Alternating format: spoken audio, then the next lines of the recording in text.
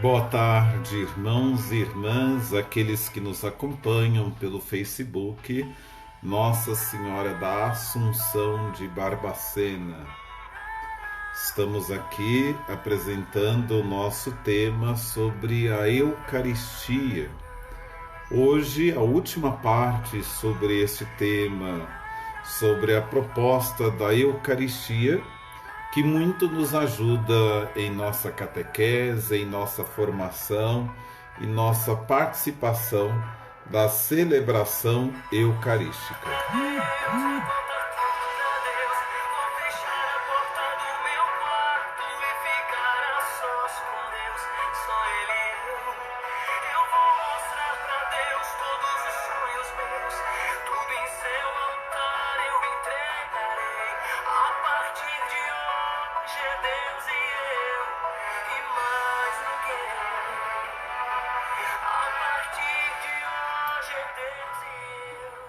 A proposta hoje é que nós trabalhemos um pouco esse tema sobre a Eucaristia, nesse sentido na missa inteira.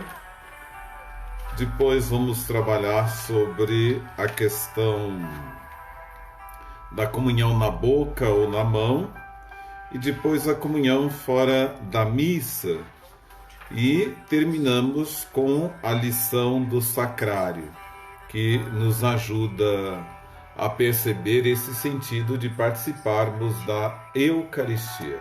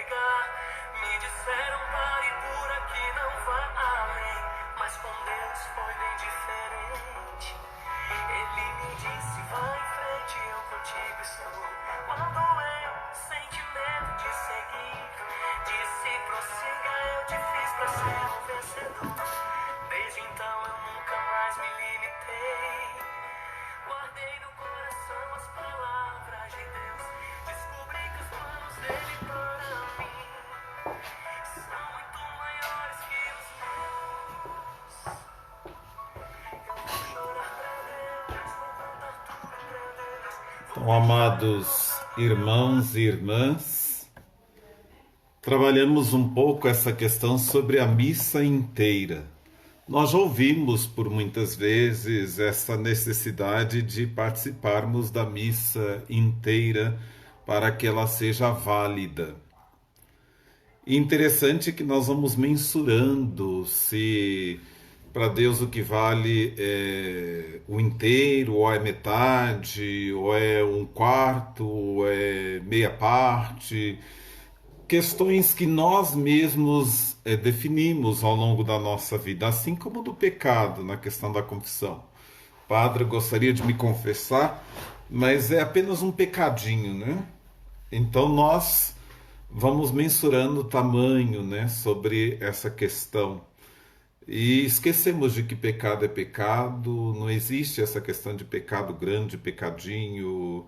Tem o pecado que nós definimos segundo a moral mortal, venial, essa questão toda. Mas essa questão de ser pecadinho, pecadão, missinha, missão, isso daí tudo são definições nossas, né? Mas nós ouvimos muito sobre essa questão missa inteira. Há muito católico de mentalidade mesquinha que vive medindo as coisas da fé com matemática. Vive medindo tudo com a fita métrica do comodismo. Até a Eucaristia, missa passa pela tabuada. Aos que perguntam de que ponto, de que parte em diante a missa é válida. Quer dizer, querem saber qual é o último prazo em que devem chegar à missa para ter cumprido o preceito dominical.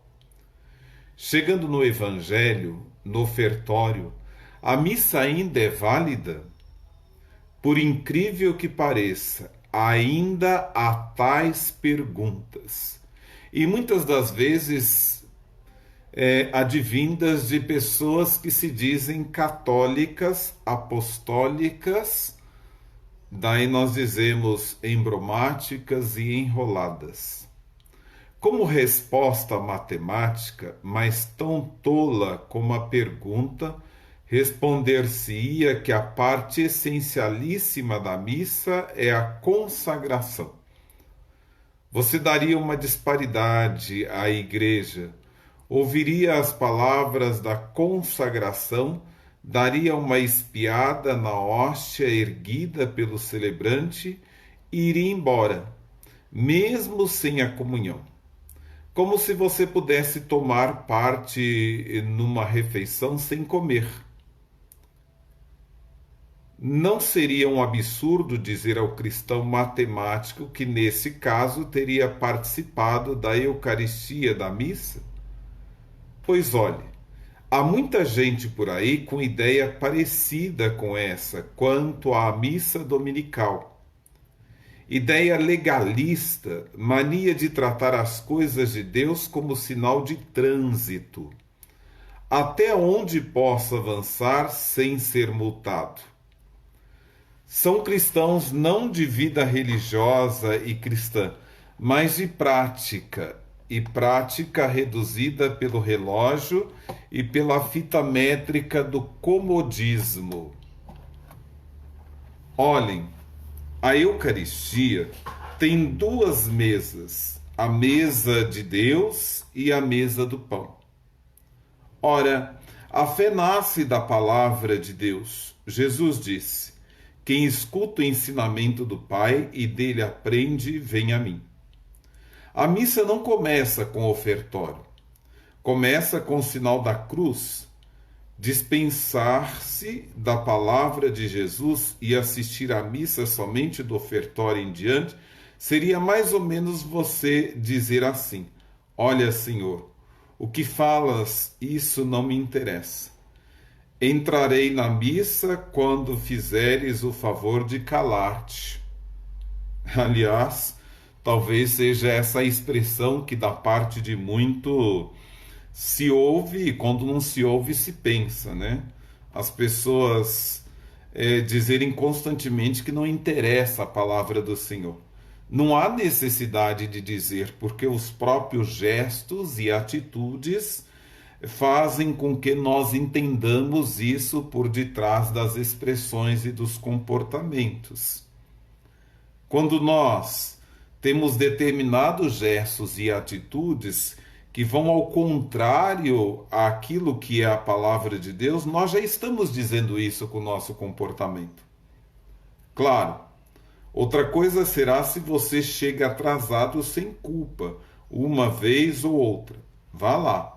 Mas por princípio dispensar-se da liturgia da palavra porque você resolve assim, ou porque o sermão do padre é chato, pois faça como aquele sábio que ouvia com atenção o sermãozinho, reduzidinho do vigário, e dizia: não ouço o modo como ele prega, medito o que ele prega. Lembre-se, a missa tem duas mesas, a da palavra e a do pão. E é muito bonito quando nós nos prendemos pelas belas palavras, né? A gente ouve muito essa expressão, né? Quando vai à missa, olha, hoje o padre arrasou, mas que pregação! É triste porque viver das aparências, né, da estética, da beleza é muito bonito, né? Mas será que a gente consegue colocar em prática metade daquilo que foi o arraso do padre na pregação? Será que nós conseguimos de fato observar aquilo que para nós foi um verdadeiro escândalo, um verdadeiro tocar em nós mesmos? Não adianta ficar nas belas palavras, mas no esvaziamento da ação. É preciso que nós deixemos nos tocar e transformar nas ações. O que deve falar mais alto e ser mais belo na nossa vida não é a fala do padre que esmiuça a palavra de Deus, mas é de fato a palavra de Deus se tornar mais bela, cheia de significado, tocando na minha vida e dizendo: ai de mim se eu não mudar, se eu não transformar a minha vida. Depois, a outra questão que nós ouvimos no nosso meio é justamente essa: comunhão na boca ou na mão. Evidentemente, em tempo de pandemia, é mais certo que a comunhão seja na mão e com todos os cuidados possíveis. Também há aqueles que são mais devotos, né? E que pegam muitas das vezes orientações de outras conferências que não são não é orientação da Conferência Nacional dos Bispos do Brasil, mas às vezes até da Suíça, da Europa. As orientações dessas conferências falam assim: lá exige que a comunhão seja na boca, né? Mas é preciso definir, ver o certo, onde que é essa orientação. Até então, por causa da gripe H1N1, depois da pandemia, as orientações que a comunhão seja na mão, né? Mas as pessoas muitas das vezes têm essa questão, né? A mão é o lugar onde que suja muito, né? É uma falta de respeito pegar Jesus na mão, né? Olha, considerando, desculpe se eu estou passando por esse lado do julgamento, mas considerando o que se ouve, né, da parte de muitos de nós, quando nós falamos mal da vida dos outros, quando nós proferimos palavras que não condizem com a proposta da palavra de Deus, nossa boca é tão mais suja do que nossas mãos. Nossa mente é tão mais suja do que nossas mãos. Nossas más intenções são tão mais sujas do que nossas mãos. Então, dizer de que nós não pegamos a comunhão na mão por falta de respeito, olha, falta de respeito é a gente comungar com a boca suja, de ter falado mal dos outros, de ter falado por detrás, ter falado pelas costas, de ter denegrido a imagem do outro sem que o outro se defenda, e tantos outros males que nós causamos. Às vezes nós criamos uma certa fragmentação na nossa concepção religiosa. E essa fragmentação faz com que a gente cometa uma disparidade. O quê? Aqui eu sou cristão, aqui eu posso falar mal dos outros, aqui eu sou do mundo. Como se nós sofrêssemos uma bipolaridade, aliás, né, uma tripolaridade, né? Nos tornamos três pessoas, né? E no fundo, nessa fragmentação das pessoas, né? Nós vivemos de papéis. E não tem como ser assim, né? É preciso que nós pensemos, né? O que é muito mais válido? É a humildade. Nós nos colocarmos com essa atitude de abertura para recebermos a Eucaristia, né? Então, de que modo? Daí acho interessante que é uma outra questão, né? Que o pessoal vem com aquele certo devocionismo, se ajoelha para poder receber a comunhão, né? Qual que é essa? Ah, é sinal de respeito. Respeito maior não é você comungar ajoelhado, não. Respeito maior é você enxergar no teu irmão a imagem e semelhança de Cristo, respeitando-o na sua dignidade. De que adianta você ajoelhar para a Eucaristia, mas você não se ajoelhar no respeito, na justiça, na solidariedade, no perdão a tantos irmãos que estão ali perto de você, na tua comunidade? E isso é sério na vida das nossas comunidades. Não se respeita, não falo só o sacerdote, o bispo, mas da parte de muitos de nós cristãos, nós não respeitamos ninguém, nem nas nossas famílias, nossos pais, nossos irmãos, quanto mais nas nossas pastorais, nos nossos movimentos. E depois nós temos lá, desculpe, a atitude falsa de dizer de que nós ajoelhamos por causa do respeito à Eucaristia. Olha, Judas deu um beijo em Jesus, viu? E, no entanto, o traiu. Judas fez a pergunta lá na ceia: Senhor, por acaso sou eu que vou traí-lo, né? Mesmo sabendo que ele iria entregar Jesus por tão pouco, né? Então, eu falo assim que isso é uma atitude que se assemelha a Judas. Nós vivemos essa disparidade na nossa vida religiosa. Então, por isso, a fé também tem uma pedagogia, uma formação, um desenvolvimento. A fé da primeira comunhão, da grinalda e do branco, palitozinho em pé, aquela fé tem que se tornar adulta, sempre mais consciente e comprometida. Eis aí a nossa responsabilidade. Em primeiro lugar, receber a hóstia diretamente na boca ou que seja colocada na sua mão para você mesmo levá-la à boca, isso é uma questão secundária, mas muito mais secundário mesmo. Há na Igreja de Deus tantas outras questões da teologia pastoral que deveriam ocupar nosso tempo, nossas reuniões. Tantos problemas há na Igreja de hoje que deveriam tomar melhor o tempo e as declarações, as cartas e aviso de tantos vigários e até de bispos. Mas ainda acontece que até muito bispo fica bravo, carregado o senho e dedo em riste, condena a comunhão na mão. E, no entanto, talvez nessa mesma diocese ou paróquia, fica no fundo do baú do comodismo documentos importantes da Igreja Universal e da CNBB, e até mesmo algumas orientações pontifícias. Bem, mas vamos ao caso concreto da tal questão na mão ou na boca. Se a fé tem uma pedagogia, um crescimento, não sei por que não deverá haver também na liturgia da comunhão um crescimento adulto, no sentido de não se dar ao adulto o alimento como se faz com as criancinhas. Comida na boca, as mães dão às criancinhas. O adulto alimenta-se com suas próprias mãos. Dizem, é falta de respeito, a mão pode estar suja. Mas diga-me, o que será mais sujo, a mão ou a boca?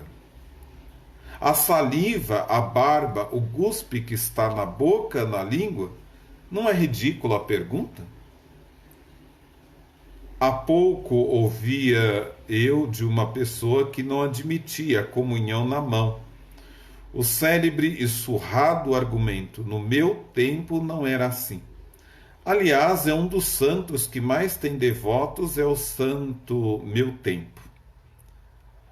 Tentei explicar àquela pessoa que no tempo dos apóstolos, das primeiras comunidades, a comunhão era na mão e que o chefe de família levava a Eucaristia para os que não tinham podido ir à missa. Mas a comungante na boca ficou com o argumento canonizado do no meu tempo.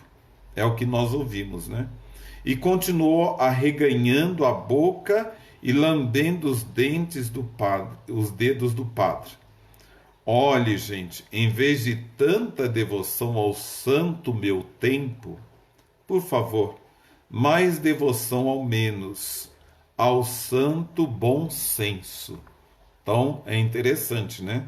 Tirar o meu tempo e tomar a comunhão e ter essa devoção ao santo bom senso. É o senso. Seja bem-vinda, Bernadette, muito bem, está aí nos acompanhando, né? Nós acabamos de dizer aí essa comunhão na mão. Depois, nós temos aí em tempo de pandemia o que nós chamamos a comunhão fora da missa, né?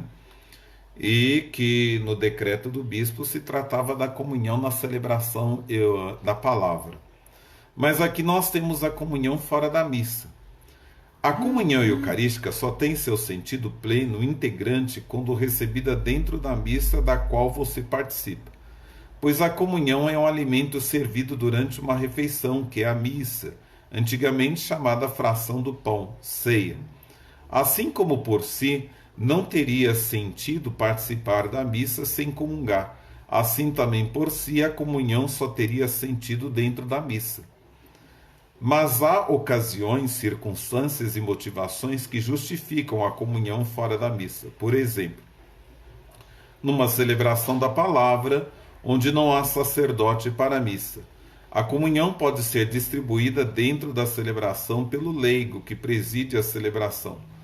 Outro motivo razoável para se dar a comunhão fora da missa será o caso de um enfermo que não pode participar da missa ou alguém que não pôde participar da missa e deseje comungar. Nesses casos, a Igreja quer que se observe os ritos prescritos para favorecer a dignidade e lembrar o sentido pleno dessa participação na Eucaristia, que sempre participação com o corpo de Cristo e com seu sacrifício. Com a salutar onda da renovação litúrgica que se iniciou aí por o ano de 1950, e se consolidou principalmente com o Vaticano II, há realmente a insistência de que a comunhão tenha lugar durante a missa, a refeição onde o alimento do corpo do Senhor é participado. Aconteceu, entretanto, e ainda anda acontecendo, que alguns católicos, me desculpe, os tais da turminha que sempre sabe o Pai Nosso melhor que o vigário, não aceitaram a renovação litúrgica, não aceitam a missa em português e um mundo de outras atualizações da Igreja. Esses tais integristas não aceitam o Papa desde Pio XII. Pois bem, esses tais, para contestar a liturgia renovada, teimam em comungar fora da missa, durante a qual ficam rezando o terço, contestando a missa participada. Acabando a missa, lá vem a turminha dos empalhotosados, engravatadinhos, pedindo a comunhão. E tem que ser na boca. Quando não pedem que as orações sejam em latim, senão o Cristo é capaz de nem estar na hóstia. Isso tudo não passa de uma grande falta de fé na presença do Espírito Santo em todos os tempos. Então fica aí a sugestão e a chamada de atenção com relação à nossa vida e à nossa participação. As lições do sacrário, né? Jesus, presente nas hóstias consagradas que estão no sacrário, tem certamente alguns recados a nos dar. Primeiro, o amigo não instituiu a Eucaristia para ficar isolado num cimbório frio, num tabernáculo fechado. Ele ali está para que conversemos com ele, para que os escutemos. Segundo, Jesus deixa bem claro que a Eucaristia é uma refeição onde ele se torna um alimento para poder entregar-se e integrar-se em nossa vida, para ele poder tornar-se nossa vida. Ele quer ser assimilado por nós como o alimento é assimilado. Ele passa para nós e nós passamos para ele. Jesus, que converteu o pão em seu corpo, ele está aí. Permanece convidando-nos continuamente à conversão, para que nós nos tornemos sempre mais, como comunidade cristã, o corpo de Cristo. O Santíssimo, com a presença de Jesus após o ato sacrificial da missa, recorda o acontecimento pascal, não só como um fato histórico passado, mas como um acontecimento permanente, em memorial perene de sua morte na cruz e de sua ressurreição. Ele morreu, mas não está morto, ele ressuscitou, continua vivo. Meu irmão, minha irmã, nos diz ele, depois da consagração, eu fico realmente presente enquanto vocês, consentidos, podem perceber na hóstia as aparências sensíveis do pão. E quando venho a você na comunhão, quando as espécies, as aparências do pão e do vinho, como qualquer outro alimento, é digerido, assimilado pelo seu corpo, como fico eu? Escute, uma vez consumida a Eucaristia, a minha presença não se desvanece, não. Ela se transpõe. Eu fico no teu coração, na tua vida. Você vai substituir as aparências do pão e do vinho. Eu vou continuar a ser sacramento visível através de você. Sim, é você que agora vai tornar-se um sacramento, isto é, tornar-se visível ao mundo através de suas palavras, de suas atitudes de vida. Esta é a finalidade da comunhão eucarística assídua. Eu me transformo em você e você se transforma em outro Jesus Cristo. Você será o sacramento, o sinal da minha manifestação ao mundo, através do seu testemunho de vida. Meu irmão e minha irmã, deu para entender o recado? Não basta só a gente querer comungar, né? Eu não fico sem a Eucaristia. O problema todo não é essa questão de ficar sem a Eucaristia. O problema todo é se você vive como a Eucaristia no mundo de hoje. Há tantas outras pessoas que têm essa expressão de dizer não viver sem a Eucaristia, mas gosta de fazer um verdadeiro barraco na vida da comunidade, na vida das pastorais e dos movimentos. Que tipo de Eucaristia que ela está recebendo? Qual é o sentido da Eucaristia na vida dela? Outro Cristo ela não se torna, porque Cristo fala da unidade, da solidariedade, da caridade, da paz, da vivência da palavra de Deus na vida da comunidade. Pois então, tenhamos, pois, a honestidade e a coragem de colocar a Eucaristia diante da realidade social, de desamor e de injustiça da nossa sociedade. Como pode ainda ser chamada cristã uma sociedade onde muitos teimam em cumprir um preceito pascal, em receber com os irmãos o Cristo na hóstia consagrada e logo depois tratam tão mal, desconhecem esse mesmo Cristo na pessoa do irmão, desrespeitando os seus direitos de filho de Deus? Cristãos comungantes do corpo de Cristo que desacatam a igreja quando ela, como mãe amorosa e aflita, grita pelos direitos de seus filhos, que devem ser tratados como filhos de Deus. Que cristãos são esses? Não é possível entendê-los como cristão quando não há, na verdade, esta associação. Por isso que Jesus fala: tomai e comei, tomai e bebei. Façam isto em minha memória, se entregam em minha memória. E Jesus impõe como condição para receber a comunhão o amor fraterno, o perdão. Chegando ao altar para comungar o corpo de Cristo, se lembrares que vai primeiro reconciliar-te e depois volta.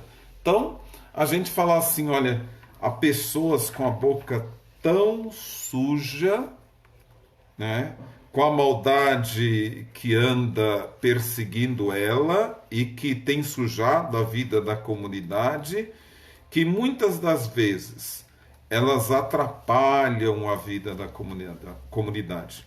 Eu tenho particularmente para mim que são pessoas que não são dignas de crédito. São pessoas que não são dignas de serem ouvidas. Eu faço como a Bíblia: ouço, mas não as escuto. Porque não são pessoas cristãs verdadeiras. Se fossem, elas seriam na vida da comunidade, na vida das pastorais, dos movimentos, outros cristos em virtudes. E aí vão dizer assim: nossa, padre, mas daí só pegou pesado, né? Olha, quem pegou pesado foi você, com a tua atitude, com o teu jeito de ser. É aquilo que eu dizia certo dia numa missa, né? Olha, eu como padre danço de acordo com a música que toca. Quem define o jeito de agir para com ele é a própria pessoa. Se a pessoa demonstra uma certa maturidade cristã, tenta trabalhar esse diálogo e efetivar um crescimento da vida da comunidade, isso é ótimo. Agora vem lá a pessoa: olha, padre, não é em tom de fofoca não, mas gostaria de dizer o seguinte: olha, tem acontecido isso, isso, isso. Bom, se a pessoa está fazendo isso de outro contigo, o que ela não fará longe de você com outro? Então é possível que se pense em relação a isso, né? Na vida de comunidade, ser Eucaristia é ser fraternidade, é ser de fato irmão, é viver a tranquilidade, a transparência, o amor, a acolhida, né? Creio que isso nunca nos falta. E digo de coração aberto, né? Sou muito tranquilo com quem demonstra tranquilidade na vida da comunidade. Sou bem direto, mas sou muito tranquilo com relação a isso, né? Porque você percebe que aquela pessoa não só pertence à comunidade, mas a comunidade faz parte dela, porque ela, com seu próprio testemunho, ajuda a crescer a comunidade. Os outros, olha, sinceramente, estão ocupando espaço dentro da vida da comunidade, porque estão ali por causa do status, né? Por causa de ocupar cargos. E não tenho vergonha de dizer, né? Se na tua pastoral, no teu movimento, não existe alguém para lhe substituir, para dar prosseguimento, olha, eu não tenho vergonha de dizer com toda a transparência, como padre e agora como psicólogo. Quando a gente é dado a abertura, lidera com tranquilidade, sempre coloca alguém ao nosso lado, mostrando como é tranquilo coordenar nesse momento, partilhando a coordenação. Quando você sair, eles vão eleger outros e outros vão entrar no teu lugar com maior tranquilidade. Mas quando você cata e diz que você manda, tem que ser desse jeito, tem que ser assado, olha, pode ter certeza. Quando você se propuser a sair, ninguém vai querer entrar. Ninguém vai entrar. Porque é difícil, você não mostra as qualidades da tua coordenação, do teu trabalho, da vida em comunidade, as coisas boas da vida em comunidade, né? A gente mostra as coisas ruins. E muitas das vezes, pode ver nos nossos meios, nas nossas pastorais, né?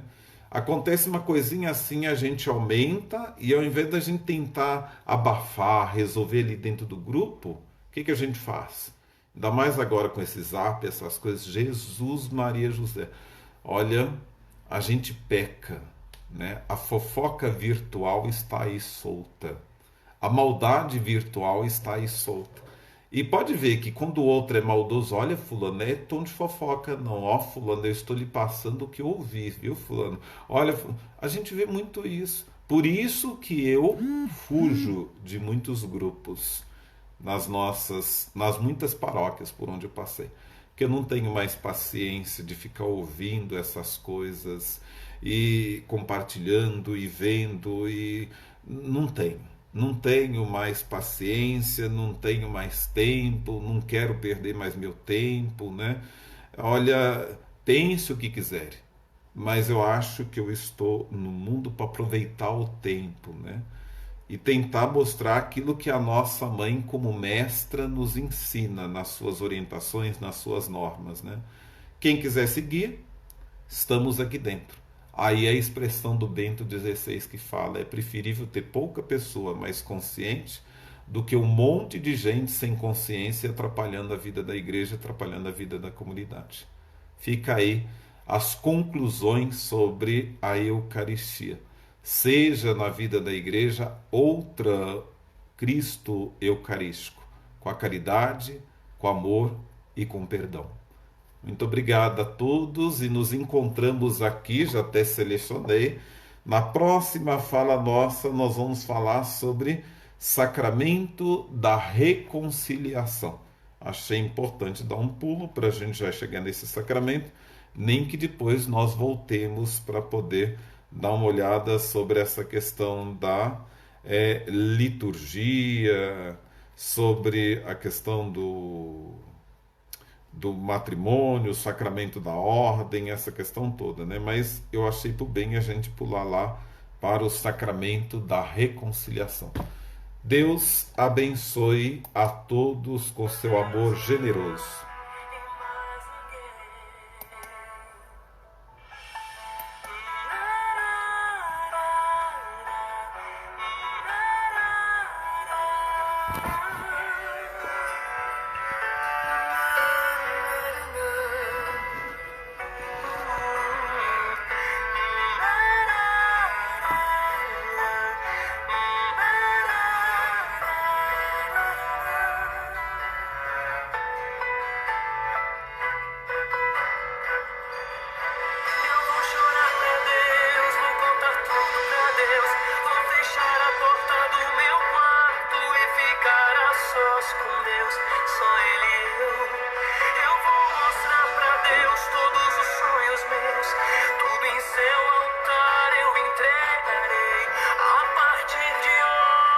Deus e